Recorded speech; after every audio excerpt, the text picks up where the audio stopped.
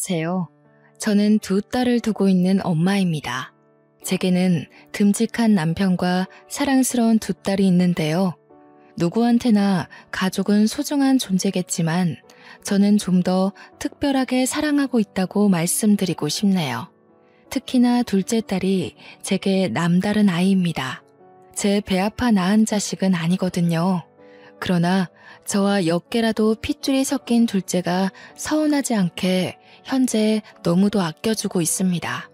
말했다시피 둘째는 저희 부부의 친자식이 아닌데요. 이걸 둘째 딸에게 밝히는 것이 참 어려워서 얘기를 미루다가 결국 둘째가 결혼할 남자를 데리고 왔을 때 알려주게 되었거든요. 둘째에게 모든 사실을 고백하기까지 정말 오래 걸렸는데 그간의 험난한 과정을 사연으로 써보고자 찾아왔습니다. 제게는 정말 존경하는 친언니가 한 명 있습니다. 당시 노는 걸 좋아하고 현실에만 집중하며 사는 저와 달리 언니는 늘 미래지향적이며 항상 앞날을 준비하는 사람이었어요. 언니는 늘 반장에 정교회장에 대학도 장학생으로 갔는데 저는 그에 반해 한참 못 미치는 수준이었죠. 부모님은 늘 언니를 자랑스러워하셨고 저 또한 언니의 발자취를 따라가고자 노력했던 기억이 납니다. 하지만 앞서가는 언니의 속도는 무서울 정도로 너무 빨랐는데요. 차마 제가 노력으로 따라갈 수 없게 높이 가는 바람에 제가 언니를 따라가는 걸 그만 포기해버렸네요. 그 때문에 저 스스로 언니와 제 처지를 더 비교했던 것 같습니다. 그렇다고 기분이 상했다는 걸 말하고 싶은 게 아닙니다. 제가 친언니의 승승장구를 온전히 축하할 수 있었던 건 아마 저희 집에서 부모님과 언니가 저를 두고 못났다고 비교와 구박은 하지 않아서 그럴지도 모르겠네요. 부모님과 언니는 오히려 저더러 하고 싶은 거나 원하는 걸 찾아서 하길 응원만 해주었고 무얼 하든 제가 행복하기만을 바랬습니다. 이런 가치관은 제게만이 아니라 우리 가정의 가훈이기도 해요. 식구들이 모두 착하고 마음 좋으니까 저는 사춘기가 오지도 않았던 걸로 압니다. 오히려 사춘기 당시 제가 식구들의 눈치를 보며 괜히 분란 일으키지 않도록 노력했죠. 친언니는 수석으로 의대를 나와 산부인과 의사가 되었을 만큼 똑똑한 인재였는데요. 그런데 제가 정말 놀랍다고 느낀 건 한국 의대가 아니라 프랑스 유학파라는 것이에요. 프랑스 의대생들 사이에서도 성적이 좋아서 교수님들의 관심을 한몸에 받은 걸로 알고 있습니다. 프랑스 유학을 끝내고 한국으로 돌아온 언니는 바로 국시를 친 뒤 레지던트부터 시작을 했는데 저는 이때만 해도 언니가 공부 괴물인 줄 알았어요. 공부에 임하는 자세도 저돌적인데다가 언니가 시도만 하면 패스되는 시험들이 신기하기만 했거든요. 뭐든 척척 해내버리는 언니 때문에 초반에는 의사가 생각보다 되기 쉬운 일인가도 싶었네요. 아직도 부모님 집엔 언니의 프랑스 의대 졸업증과 의사 면허증이 자랑스럽게 진열되어 있습니다. 그런 화목한 분위기에서 성적 저조한 제가 기적적으로 대학을 가게 되었는데 언니에 비해 한없이 평범하고 어쩌면 보잘것없는 결과라지만 부모님과 언니는 무엇보다 기뻐해 주었어요. 제가 붙은 대학이 명성은 낮아도 원하는 전공을 택해서 간 것이기에 잘했다고 칭찬받지 않았나 싶네요. 제 전공은 다름 아닌 식품영양학과입니다. 저도 중학생 때부터 언니를 따라 병원에서 일하는 사람이 되고 싶었지만 병원 관련 공부가 저한테 너무 안 맞더라고요. 그래서 병원에서 일할 수 있는 모든 직업을 알아보다가 영양사라는 재미있는 직업을 찾게 된 거였어요. 아마 고등학교 말미쯤부터 꿈이 병원 영양사였을 겁니다. 언젠가는 언니가 일하는 병원에서 일하는 영양사를 꿈꾸며 즐겁게 학교를 다녔습니다. 제가 대학 졸업을 앞두고 국시 준비에 들어갔을 때 언니가 결혼을 하겠다고 남자를 데려왔는데요. 언니를 많이 좋아했던 저는 그날 처음 보는 형부를 앞두고도 살면서 가장 많은 눈물을 보였습니다. 결혼식에서도 마찬가지로 제가 너무 많이 우니까 언니가 되래 자신이 울 기회가 없었다며 웃음을 보이기도 했어요. 저희 가족은 그만큼 끈끈한 정으로 묶여 있었죠. 사실 형부는 제 눈에 언니에 비해 한참 능력이 저조한 편이었습니다. 형부 직업이 당시 무슨 카페 사장이었는데요. 듣자 하니 언니가 일하게 된 병원 1층에 입점한 사장이라 했던 것 같아요. 아무래도 대학병원 입지다 보니까 매출은 좋았다고 했으나 솔직히 언니가 좀 아까웠습니다. 언니한테 얼추 형부와의 스토리를 듣자니 형부가 먼저 치근덕거렸다고 하더군요. 여의사 하나 잡으려고 그곳에 카페를 입점한 게 아닌가 생각했을 정도로 저는 이상하게 형부한테 정이 안 붙었습니다. 그보다 제게는 다른 고민이 하나 생겼는데요. 더 이상 쉽게 만날 수 없는 언니가 결혼의 길로 떠났다 보니까 저도 평소엔 생각조차 하지 않았던 결혼에 대해서 진지하게 생각해 보았어요. 제가 제일 존경하는 사람이 친언니라서 언니가 하는 건 모두 따라하고 싶은 그런 욕구가 있었나 봅니다. 언니가 결혼하고 나서부턴 저 또한 결혼이 하고 싶은 거 있죠. 그래서 결혼한 언니를 따라 저도 당시 결혼을 무척 꿈이었던 걸로 알아요. 저는 취업의 첫 시작으로 어느 호스피스 병원의 영양사로 취직을 했습니다. 확실히 학교 공부와 실전은 천차만별의 차이가 나더라고요. 사회 일원이 되었는데도 제 몸은 아직 학생 신분에서 못 벗어나고 있는 거 아니겠습니까? 언니가 한참 레지던트 일로 힘들어할 때 제 눈에는 언니가 이미 어른이고 훌륭한 의사로 보였는데 언니가 매번 의사가 될 수 있을까 하면서 고민을 많이 했거든요. 아무리 노력해도 자기가 한참 부족한 것 같다면서요. 그게 그렇게 이해가 안 되었는데 막상 제가 직장인이 되어보니까 알겠더라고요.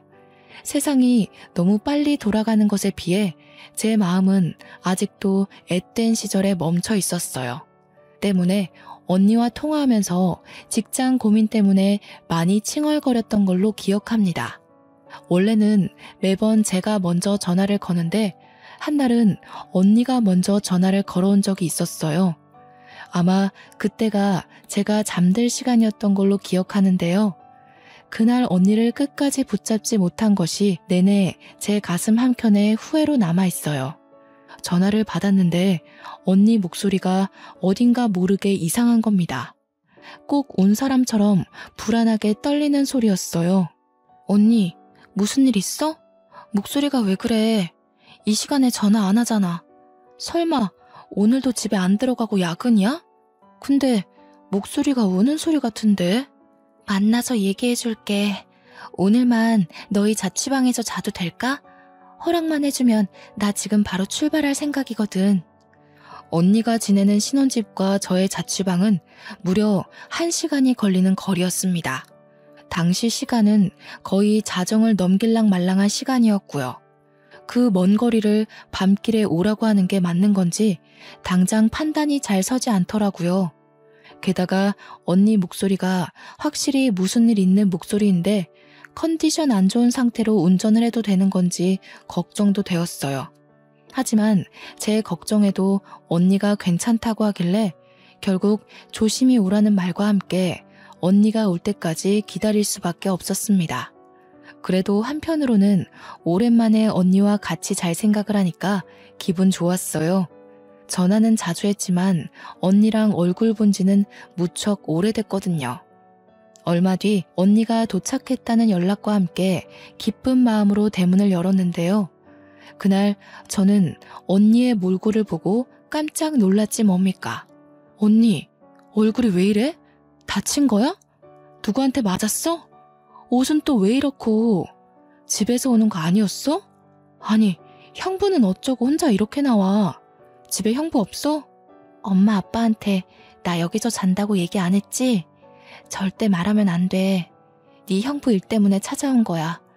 혹시 남편이 연락 오더라도 일단은 받지 마. 알았어. 엄마 아빠한테도 당연히 말 안 했지. 시간이 늦어서 전화할 수도 없었고. 아니 그보다 도대체 무슨 일이냐니깐? 누가 이랬어? 언니는 마치 누구와 몸싸움이라도 한 것 같은 몰골이었습니다. 제가 계속 상황 설명을 재촉하자 언니가 마음을 추스르고 말해주기 시작했는데요. 이 모든 게 형부 짓이라는 거 아닙니까? 결혼한 지 반개월밖에 안 되었는데 형부가 바람을 폈다는 거 아니겠어요?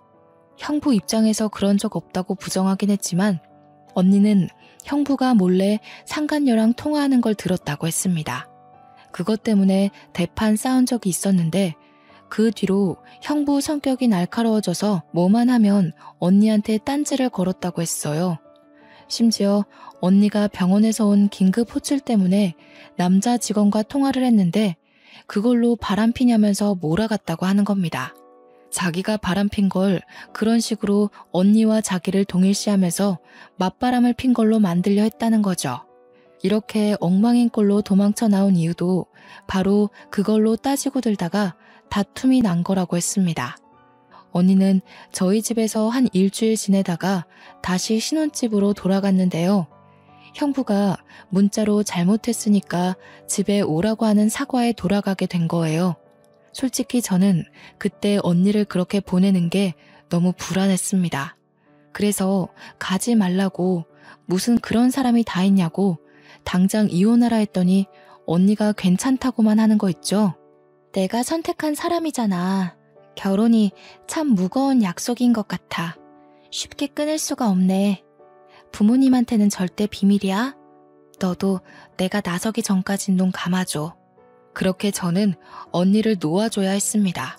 그래도 일상생활을 하면서 언니한테 매일 안부 연락을 했어요. 언니가 말하기를 다행히 형부가 진심으로 반성해서 무탈하게 잘 지내고 있다고 하더라고요.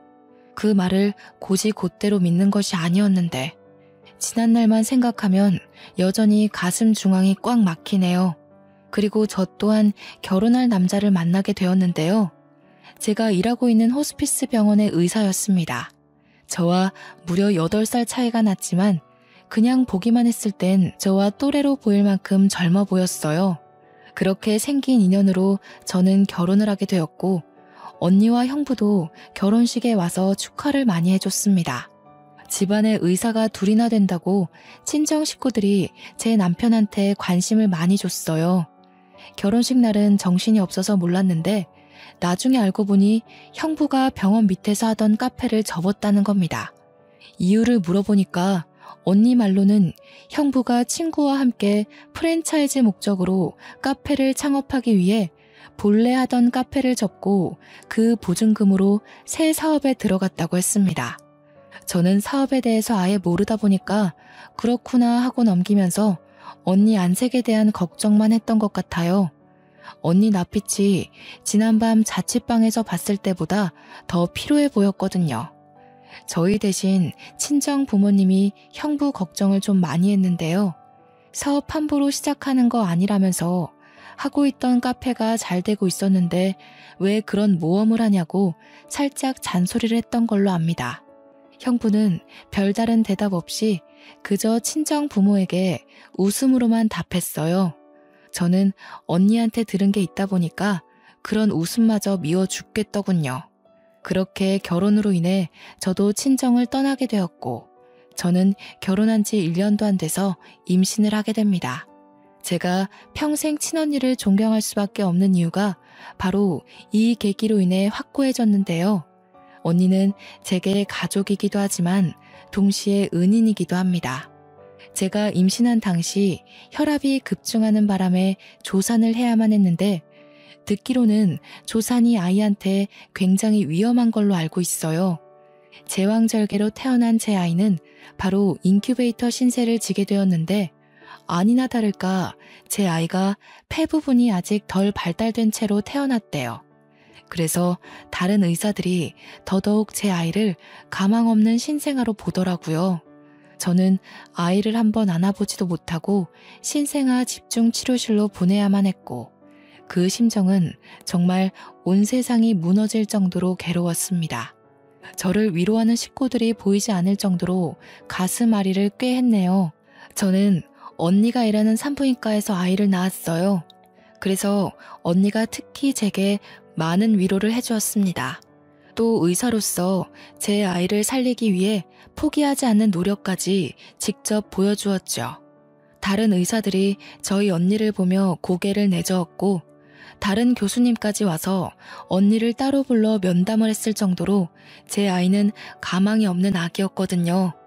저한테는 언니가 제 아이를 살릴 수 있는 마지막 지푸라기인 셈이었지만 모두가 나서서 제 아이를 살리기 어렵다고 하니 한편으론 언니한테 헛수고를 시키는 게 아닌가 싶어 미안할 지경이었습니다. 하지만 친언니는 프랑스 병원에서 살렸던 사례가 있다며 끝까지 아이를 위해 자기 고집을 밀어붙였고 끝내 아이가 기적처럼 제 품에 안기게 되는 기적을 일으켰죠. 당시 병원 직원들이 다 놀랐던 걸로 알아요. 그러나 제 품에 있으면서도 아이는 한 번씩 심장 박동수와 혈중 산소 농도가 엎치락 뒤치락이 심해서 안심할 수 없었는데요.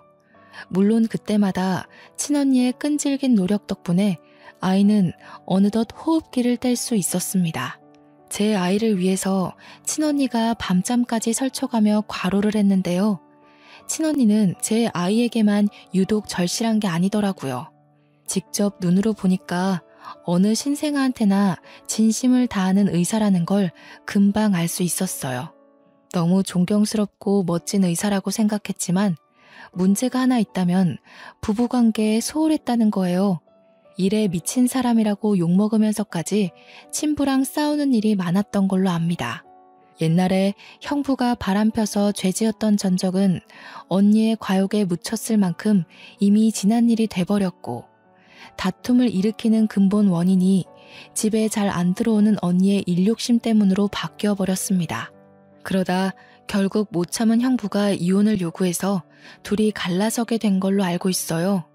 그런데 왜 하필 이렇게 버거운 시기에 축복이 찾아온 건지 형부와 갈라서고 난 후에야 언니는 뱃속에 아이가 있다는 걸 알게 되었는데요. 너무 걱정이 되었던 건 언니는 배가 불러 티가 날 때까지도 휴직을 안 내고 일을 했어요. 그 때문에 언니 체력은 바닥날 대로 바닥이 났죠. 그래서일까요? 아이를 출산할 때쯤 급격한 컨디션 저조와 여러 가지 스트레스, 과로로 누적된 체력이 더는 버텨주지 못하고 언니가 세상을 뜨게 되었습니다. 너무 괴로웠어요.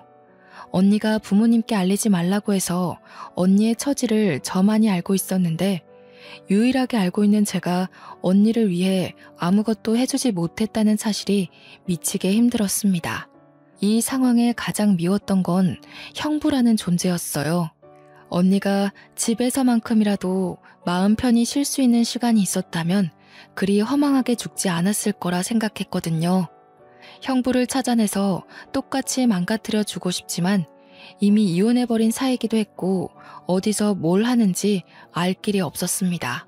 그렇게 언니 뱃속에서 태어난 아이는 죽어가는 언니의 심장에 마지막까지 안겨있다가 제 품으로 돌아왔습니다. 그게 바로 우리 집 보물 둘째인데요. 우리 둘째는 제가 세상에서 제일 존경하는 친언니의 딸입니다. 남편도 언니의 아이를 둘째로 받아들이는 것에 흔쾌히 동의했을 만큼 착한 사람이에요. 그렇게 저희 부부는 둘째를 얻게 되었는데 둘째가 건강하게 자라주는 것이 행복하다가도 갈수록 근심 걱정이 늘어가는 거 아니겠어요? 저희 부부한테는 둘째한테 모든 사실을 밝혀야 될 의무가 있는데 맑게 자라주는 둘째 앞에서 차마 입이 떨어지지 않는 겁니다. 그저 다음에 하다가 결국 둘째가 결혼할 남자를 데려올 때까지도 말을 못한 상태로 전전긍긍하기만 했네요. 그런데 하필 또 둘째가 데려온 남자가 둘째한테 첫 남자라는 거 아니겠습니까? 딸들의 연애 사정은 부모가 간섭할 일이 아니라고 생각해서 일부러 묻지 않았는데 첫 남자와 결혼하겠다고 덜컥 고백하는 둘째를 보고 좀 많이 당황했습니다. 엄마는 우리 딸이 잘 살았으면 좋겠어. 해프게 남자를 만나보라는 건 아니지만 그래도 첫 남자의 바로 결혼은 좀 생각해보는 게 좋을 것 같은데? 아빠도 좀 걱정이 되는구나. 우리 딸이 선택한 남자니까 그 친구가 괜찮다는 건 충분히 알겠어. 하지만 그래도 이건 좀 섣부른 점이 있지 않나 싶은데. 나도 생각 없이 결정한 거 아니야. 결혼할 사람에 대한 확신이 있어서 그래. 저희 부부는 둘째 고집에 못 이겨 결국 남자친구를 한번 데려와 보라고 했고, 그 주 주말 저와 남편은 딸 남자친구를 처음 대면했습니다. 딸 남자친구는 사람이 둥글둥글하고 웃음이 많아서 사람 자체가 나쁘지 않기는 했습니다. 그래서 당시 같이 식사하는 내내 분위기가 좋았어요. 그럼에도 불구하고 딸이 남자친구를 보내자마자 현실적인 문제 때문에 금방 한숨이 나오는 거 아니겠습니까? 엄마, 아빠, 표정이 왜 그래? 내 남자친구 마음에 안 드는 점 있었어? 솔직하게 말해주면 남자친구랑 조율해보도록 할게. 그런 건 아니야. 인상 참 좋아 보이고 모난 곳 없이 잘한 것 같더라. 그런데 딸이 결혼을 하게 되면 남자 집안에서도 우리 집 사정을 알아야 할 것 같으니까 걱정돼서 그래. 난 또 뭐라고. 우리가 못 사는 집도 아닌데 뭘 그런 걸 걱정해. 남자친구 집안에 정치하는 사람들 많은데도 나 되게 환영해주더라. 둘째 딸은 제가 경제력 때문에 걱정한다고 봤지만 차라리 그 문제였다면 일이 크게 가슴이 미어지진 않았을 겁니다. 결혼을 앞두게 되었으니 더 이상 미룰 수 없잖아요. 저와 남편은 그날 바로 둘째의 친모에 대해서 모든 걸 알려주었죠. 최대한 둘째가 상처받지 않게 조심히 말을 했습니다. 실은 내가 네 엄마가 아니라 이모야. 그동안 말 못해서 미안해. 말해야지 하면서도 엄마가 이렇게 용기가 없었다. 우리 딸 상처받게 하려고 자식으로 받아들인 게 아닌데 한솔이 너가 상처받을 게 두려워서 엄마가 너무 망설였어. 차라리 더 빨리 얘기했다면 둘째가 덜 충격이었을까요? 역시나 둘째는 저와 남편의 장황한 설명에도 이렇다 할 반응을 보이지 않았습니다. 둘째의 나이 30을 바라보는 시점에서 딸은 자기가 입양된 아이란 사실을 알게 되었는데 당연히 상처가 될 수밖에 없겠죠.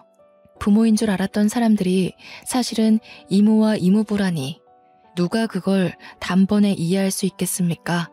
그 아픔을 감히 가늠조차 할 수가 없어서 저와 남편은 마냥 둘째의 대답만을 기다렸는데요. 장난치는 거야? 남자친구가 그렇게 마음에 안 들었어? 아무리 그래도 어떻게 이런 식으로 거절을 해. 거짓말하는 거지? 겨우 내비친 둘째의 반응은 부정과 어리둥절한 얼굴이었어요.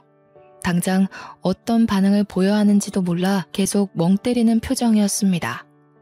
저와 남편은 이왕 밝히게 된 거 숨기는 거 없이 모두 보여주기 위해 제 친언니 사진과 샛노랗게 물들어버린 옛날 언니의 초음파 사진, 그리고 산부인과 출산 기록까지 들고 와서 둘째에게 내밀었습니다. 둘째를 저희 부부 호적에 올린 확인서까지 모두 빠짐없이요. 한솔이 친엄마는 정말 훌륭한 산부인과 의사였어. 프랑스 가서 유학 생활도 했을 만큼 유능했거든. 우리 한솔이가 그렇게 대단한 엄마한테서 태어난 거야. 너무 늦게 알려줘서 미안해. 그동안은 엄마가 너무 겁을 먹었던 것 같아. 그래서? 이걸 말해주는 이유가 뭔데? 나 엄마 아빠 딸 아니니까 그만 떠나라는 거야? 결혼까지만 부모님 노릇해줄 테니 나더러 세상에도 없는 친엄마한테 가라고? 아니야. 엄마가 너를 왜 보내? 우리가 너를 얼마나 온 마음 다해서 키웠는데. 넌 누가 뭘 해도 내 자식이야. 그건 엄마가 이 사실을 밝혔다고 해서 달라지는 건 없어. 그럼 왜 갑자기 이걸 말해줘? 차라리 끝까지 모르게 하지. 어쩔 수 없이 알게 될 때까지 모르고 살게 하지. 왜 이제 와서 알려줘? 나 무섭게 왜 이래? 혹시라도 결혼하고 난 뒤 이 사실이 밝혀지면 남자 쪽에서 사기 결혼으로 걸고 넘어질까봐 더 이상 미룰 수가 없겠더라고. 엄마 아빠가 너무 이기적이었어. 미안하다 딸아. 유치원 때 이후로 한 번도 둘째가 겁에 질려 오는 걸 본 적이 없는데 얘기가 다 끝나고 나니까 둘째가 어쩔 줄 몰라 하며 눈물을 보이더라고요. 그 모습을 보니 너무 가슴이 아파서 말없이 둘째를 안아줬습니다. 그리고 저와 남편은 연차를 내고 둘째를 데리고서 친언니가 안치되어 있는 납골당을 찾아갔어요. 그 안에는 우리 둘째와 똑 닮은 친언니가 웃고 있는 사진이 있었고 그 옆으로 둘째의 어릴 적 사진부터 교복 시절과 대학을 졸업한 사진까지 놓여 있었습니다. 자식을 보고 싶어할 언니의 마음을 조금이나마 위로하기 위해서 제가 마련해 둔 건데요. 옛날부터 유독 둘째 사진을 많이 찍어둔 이유가 다 언니에게 바치기 위해서였죠. 언니, 내가 한솔이한테 너무 늦게 말해서 이제야 데려왔어. 미안해. 우리 한솔이 너무 예쁘게 자라줬지? 누굴 닮았는지 손재주가 얼마나 섬세한지 몰라. 언니가 직접 우리 한솔이 손도 잡아보고 해야 되는데 더 잘 키우지 못해서 항상 미안해. 너무 보고 싶다, 언니야. 제가 언니 앞에서 결국 눈물을 보였는데 그때까지도 둘째는 실감하지 못하는 얼굴이었습니다. 아마 사실을 안 지 이틀 만에 이 모든 걸 감당하기엔 벅찼던 것 같아요. 저는 둘째에게 주려고 그간 차마 주인 손에 쥐어주지 못했던 돌반지를 건넸어요. 네 엄마가 너 가졌을 때 얼마나 기뻐했는지 아니? 체력이 한참 떨어졌을 텐데도 네 초음파 사진만 보면서 그렇게 힘내서 웃던 사람이었어. 반지도 너 돌되면 줄 거라고 태어나기도 전에 사놓은 건데 네 손에 한번 쥐어주지도 못하고 저렇게 외롭게 가버렸다. 둘째는 손에 쥔 그 반지 때문에 사실을 조금씩 현실을 받아들이는 듯 했습니다. 그러더니 둘째도 그 반지를 보고 결국 영문 모를 눈물을 흘리더군요. 친언니 유구람 앞에서 처음으로 남과 같은 친모에게 엄마라고 부르는 둘째의 모습을 보니 제가 언니의 자식을 이제야 데려온 것이 한없이 후회가 되지 뭡니까? 언니가 이 순간을 얼마나 기다렸을까 싶더라고요. 언니한테 너무 미안했고 또 딸에게도 진짜 엄마에게 엄마라고 부를 수 있는 기회를 늦추게 만든 것 같아 죄스럽기만 했네요. 납골당을 다녀온 이후 저와 남편은 둘째가 우리를 원망한다고 하더라도 다 감수할 생각이었습니다. 저희에게 느낀 배신 때문에 호적에서 빼달라고 울분을 토해도 둘째가 원하는 대로 모든 걸 해줄 생각이었어요. 그러나 며칠 뒤 둘째가 저와 남편에게 하는 말을 듣고 내내 졸이고 있던 마음에 긴장이 탁 풀렸는데요. 둘째는 저와 남편을 전혀 원망하지 않았어요. 친자식도 아닌데 자식처럼 사랑으로 키워줬다고 오히려 고마움을 표현했죠. 제가 밝힌 모든 사실이 그동안 받은 사랑에 대해 반감을 일으킬 만한 문제는 아니라고 하면서 자기를 버리지 말아달라고 하더라고요. 엄마가 어떻게 너를 버리니? 그런 일은 생각해 본 적도 없고 있을 수도 없는 일이야. 내 품에 널 안은 순간부터 넌 내 자식이었어. 오히려 우리가 고맙다. 엄마 아빠를 받아들여줘서 너무 고마워. 집에 돌아와서 둘째가 좋아하는 밥상을 차려주며 훨씬 더 애틋한 시간을 보내었습니다. 첫째 또한 집안에 있었던 사실을 알고서 직장에 반차를 내고 지방에서 올라왔어요. 첫째는 둘째가 친동생이 아니라는 거 진작 알고 있었거든요. 첫째 나이가 초등학교 입학을 앞뒀을 때 둘째를 호적에 올렸으니까 저희 부부는 첫째가 이해할 수 있도록 설명할 시간을 많이 가졌었어요. 오랜만에 집에 돌아온 첫째는 바로 둘째를 찾았는데요. 둘째를 보자마자 따뜻하게 안아주는 거 아니겠습니까? 단 한순간도 너를 사촌으로 생각한 적 없어.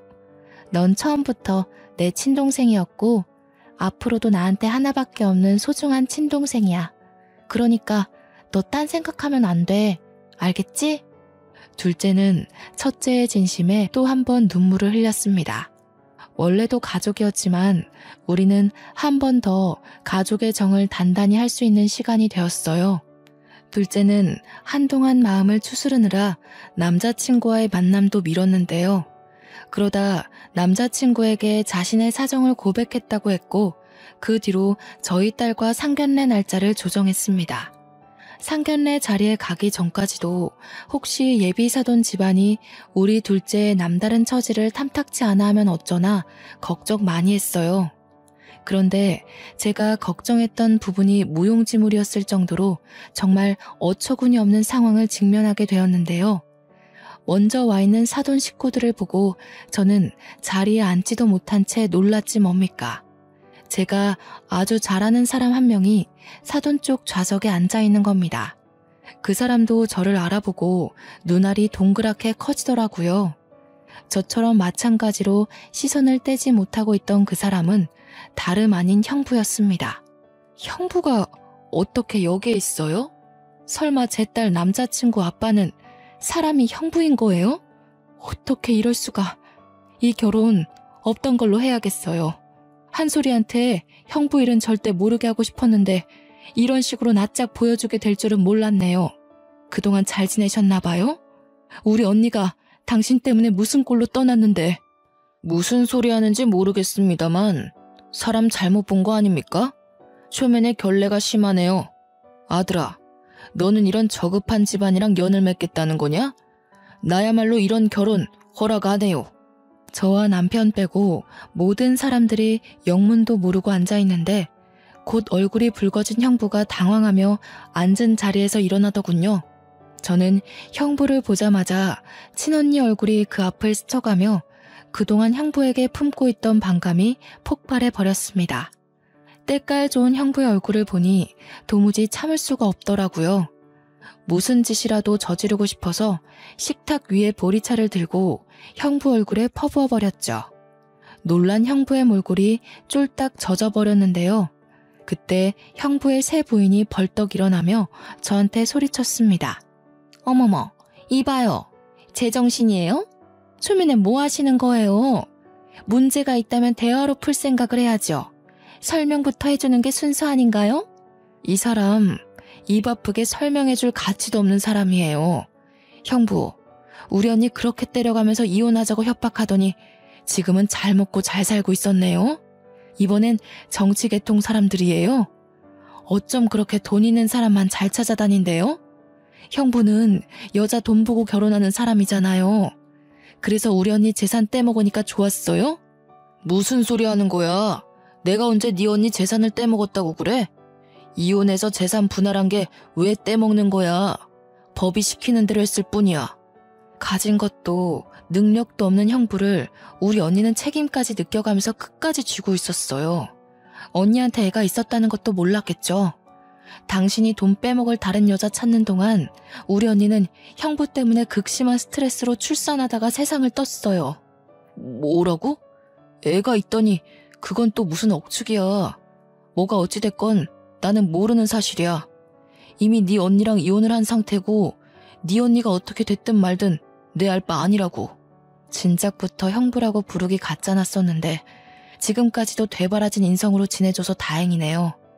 내가 언젠가 만나게 되면 꼭 언니가 당한 거 손톱만큼이라도 갚아주려고 벼르고 있었거든요. 그러니까 한 대 더 맞으세요. 이번에 저는 형부의 싸다구까지 날렸습니다. 그리고 들고 있던 가방으로 형부를 패기 시작했죠. 저는 똑똑히 기억하고 있습니다. 형부가 새로 꾸린다던 프랜차이즈 사업이 쫄딱 망해서 거짓골이 되었는데 그것 때문에 자격지심이 심해져 우리 언니한테 폭언과 폭력을 일삼았다는 걸요. 제가 결혼하는 바람에 저한테 피해주기 싫던 언니는 거의 병원에서 간이 침대를 놓고 쪽잠을 잤다는 것도 들어서 알고 있어요. 이 모든 사실을 입 밖으로 꺼냈더니 예비 사돈 쪽에서 얼굴이 새하얗게 질려 있더군요. 형부는 비굴할 정도로 새 부인 앞에 머리를 조아리며 변명을 하기 시작했습니다.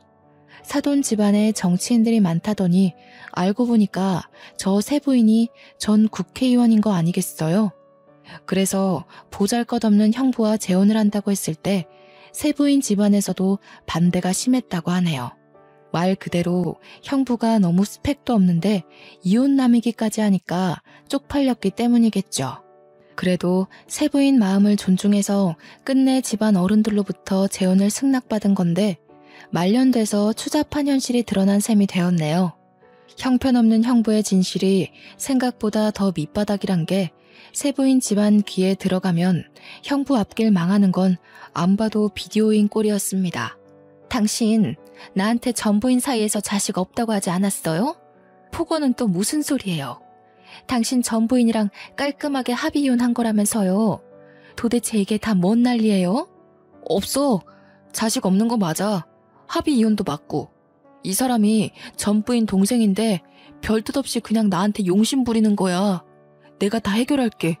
당신은 신경 쓸 거 아무것도 없어. 내가 여기서 그대로 다 밝히기엔 우리 한솔이한테 상처밖에 안 될 테니까 말은 삼갈게요. 사모님 집안 생각해서 제안하는 건데 이 남자에 대해 궁금한 거 있으면 증거물 다 대줄 수 있거든요. 당장 원하시면 저희 집으로 안내할 수도 있어요. 제가 세게 나오자 형부가 당황해서는 제게 제정신이냐면서 무슨 일을 꾸미려는 거냐고 언성을 높였는데요. 세부인은 형부의 말을 가로채며 제 말을 더 들어보려고 했습니다. 상당히 충격받은 것 같더라고요. 세부인도 나름대로 머릿속을 정리할 시간이 필요했는지 다음날 연락 달라고 하면서 제게 명함 하나 주고서 자리를 먼저 떠났습니다. 형부가 세부인 뒤를 급하게 쫓아갔지만 놓쳤는지 차였는지 금세 다시 돌아와서는 저를 어떻게 해보려고 손찌검하려고 했어요. 남편이 아니었다면 정말 한 대 맞았을지도 모르겠네요. 우리 언니가 저 더러운 손바닥에 참 많이도 고통을 받았겠죠. 제가 일으킨 파장은 둘째 딸뿐만 아니라 남자친구까지도 놀라게 만들었는데요. 특히 딸 남자친구가 자기 애인과 서로 의분남매였다는 사실에 벙쪄 있더군요. 그러나 마찬가지로 얼떨결에 친아빠를 보게 된 셈인 둘째 딸의 반응은 조금 달랐습니다. 둘째도 자기 엄마에 대한 애착이 있었던 건지 제 남편과 힘을 겨루고 있는 형부에게 가서 지갑으로 뒤통수를 한 대 후려치더라고요. 형부가 당황해서 둘째를 보는데 형부 또한 둘째가 자기 친자인 걸 눈치껏 알아본 것 같았어요. 내 몸속에 아저씨 피가 섞여 있다는 게 진짜 저주스러워요. 엄마가 아저씨 얘기는 숨기길래 별로 알고 싶지도 않았는데 오히려 알게 된 게 다행이네요. 하마터면 아저씨 같은 인간의 며느리가 될 뻔했잖아요. 세아가 네가 어떻게... 이건 뭔가 잘못됐어. 너희들 나 하나 몰락시키자고 전부 다 짠 거 아니야? 어디서 소설 같은 이야기를 만들어서 밀어붙여. 아저씨만 봐도 우리 엄마라는 사람이 얼마나 외로웠을지가 느껴지네요. 얼굴도 못 보고 보낸 우리 엄마 생각해서라도 제 기억에서 아저씨 얼굴을 싹 지워버려야겠어요. 앞으로 아저씨 인생에 웃는 날은 영영 없었으면 좋겠네요. 다신 보지 맙시다. 둘째는 자기 남자친구한테 이별을 통보한 채 저희를 데리고 자리를 떴습니다. 상견례가 그렇게 파토난 것이 꼭 제 탓인 것만 같아서 저는 둘째한테 사과했습니다. 그러니 둘째가 뜻밖의 사실 말해주더군요. 내가 남자친구한테 내 사정 다 말해줬다고 그랬잖아. 그런데 남자친구 반응이 좀 시원찮더라고. 차라리 잘 됐어. 나도 찝찝해서 이 결혼을 하는 게 맞나 살짝 고민했거든. 딸 남자친구가 둘째한테 그럼 고아인 셈 아니냐고 그렇게 물었다네요. 사람은 한마디 두마디 뱉는 게 결국 그 사람 인성이라고. 아마 그 발언이 딸 남자친구의 본색이 아니었을까 싶어요. 사실 누구나 좋은 사람인 척, 너그러운 척 연기하는 건 쉽잖아요. 저는 다음날 연락을 달라고 했던 형부의 세부인에게 고민하다가 문자를 넣었습니다. 세부인은 집에 돌아온 형부와 한바탕 다툼을 벌인 것 같더라고요. 정말로 제게 증거물을 다 요구했어요. 저는 우편으로 형부에 관한 모든 사실과 언니가 형부 폭력 때문에 경찰에 신고했던 이력까지 보태어 붙였습니다. 며칠 뒤 세부인한테서 다시 연락받은 문자에서 결국 둘 사이가 끝내 동결났다는 소식을 전달받았는데요. 형부는 세부인 집안 어른들한테 저급한 취급당하며 찍소리도 못한 채 이혼을 강요받았다고 합니다. 꼴 좋다고 생각하면서도 한편으로는 빈털터리로 쫓겨난 형부가 우리한테 보복을 하려고 길을 쓰고 찾지 않을까 뒤늦게 걱정이 되더라고요. 다행히 1년이 지난 현재까지 그 꼴을 다시 본 적은 없네요. 원래도 연락으로 알 길이 없던 사람이다 보니까 어디서 뭐라고 사는지 전혀 몰라요.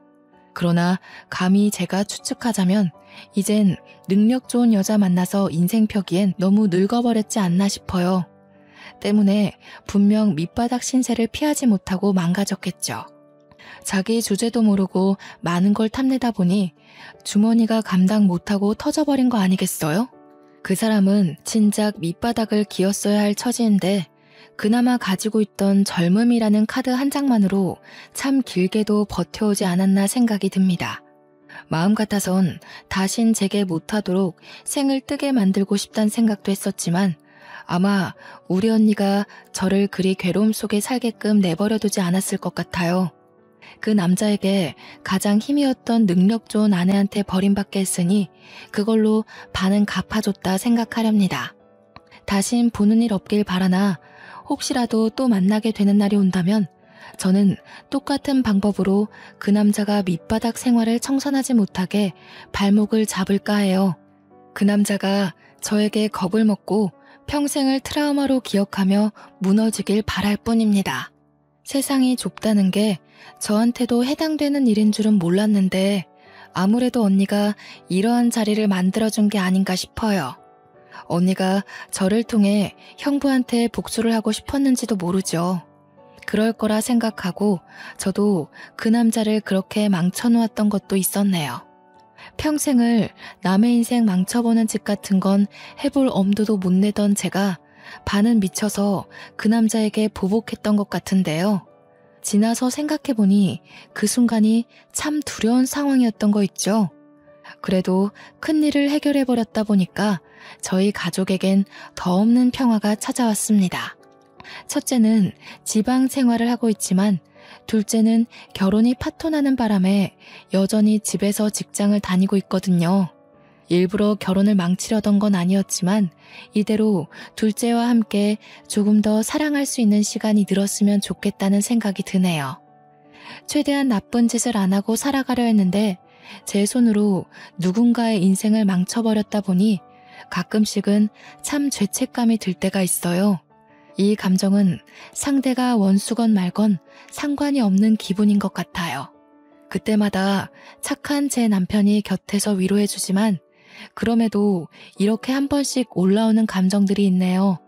이 사연을 쓰면서도 제 감정이 화가 났다, 자책했다, 정신없이 날뛰었답니다. 이마저도 제 스스로가 극복해야 할 숙제로 남겠죠. 부디 언젠가 친언니와 함께하는 날이 다시 오게 된다면 언니한테 칭얼거리고 싶어요. 처한 현실들이 너무 힘들었지만 언니 생각 하나로 모든 걸 이겨냈었다고 말입니다. 아마 심성 고운 제 언니는 오히려 저더러 고생 많았다고 사과를 하지 않을까 싶네요. 이 시간 내내 제 딴에는 참 길었던 사연으로 느껴집니다. 마치 당시로 돌아간 것 같아서 중간중간 가슴이 꽉 막히는 듯한 기분을 느끼기도 했어요. 그래도 글을 마무리하게 되니 제 마음도 같이 정리가 된 것 같아요. 왠지 모르게 개운합니다. 이젠 저의 앞길에 이보다 더 큰 방지턱은 없을 거라 생각이 들어요. 지나간 과거에 제 기억을 묶어두지 않고 행복할 미래만 바라보고자 노력해야겠습니다. 그만 사연을 마치도록 하겠습니다. 감상해주신 분들 모두 행복하길 기원할게요.